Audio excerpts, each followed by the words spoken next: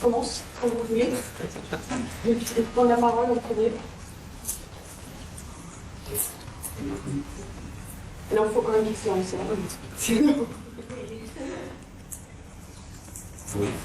I got any of the rest of the group in here and taking notes? Well, just one of them should be, so they know what they're supposed to say when they do it. Oh, okay, right. They know what the party line is. Good, okay. No, it's okay, you can start there. First question, anyone? Yeah, one. Qui commence?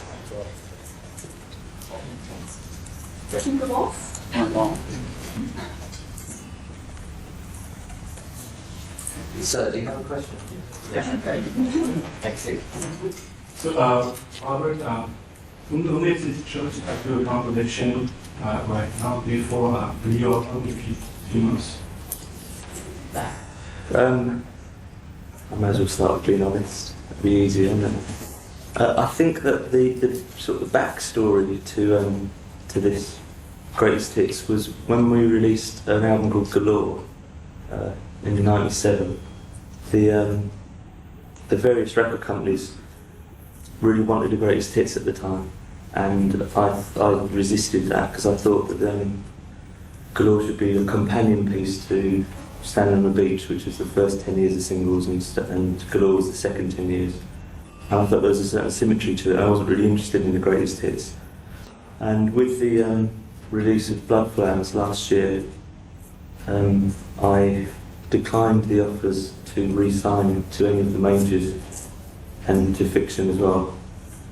And with that decision, I figured that very sooner rather than later, the record companies would come back and with the idea of the Greatest Hits. Mainly because they only have the back catalogue for a certain amount of time, so they're obviously going to want to capitalise on it. And I strictly, as the contract stood, I could have tried to stop it. I mean, I could have stopped it, but I wouldn't really have been able to. In the real world, it wouldn't have made any difference.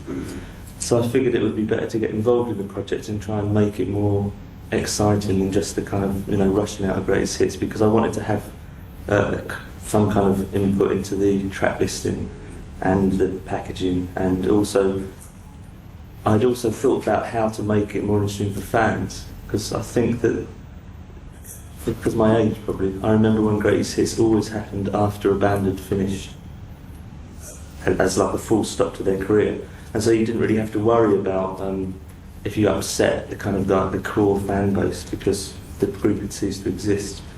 With us, it's kind of different because we are intending doing something else, and so particularly with all the goodwill that was that we developed, I think, with the fans again, like particularly with last year's touring and the release of Blood Flowers, I thought it would be kind of dismal to just let them release some kind of Greatest Hits package that we had no, that was it, because Cure fans would probably think not another hits package. So consequently, we did a couple of new songs for it, and I think more immediately importantly, we did these acoustic reinterpretations CD, which we've insisted comes out free as a limited edition. So we've tried to make the whole thing a little bit more exciting for people, more enjoyable. The problem, I suppose, the inherent problem with the Greatest Hits is that it's aimed at people who aren't really fans of the band. When it comes down to it, the record companies are obviously trying to sell it to people who wouldn't buy Cure albums. So.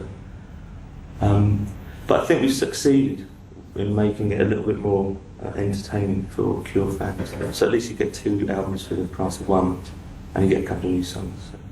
And I got to pick the running order, so I can't, So if anyone says I don't agree with the running order, at least I can explain why it is like it is, or hopefully I can explain why it is like it is. That's the scene.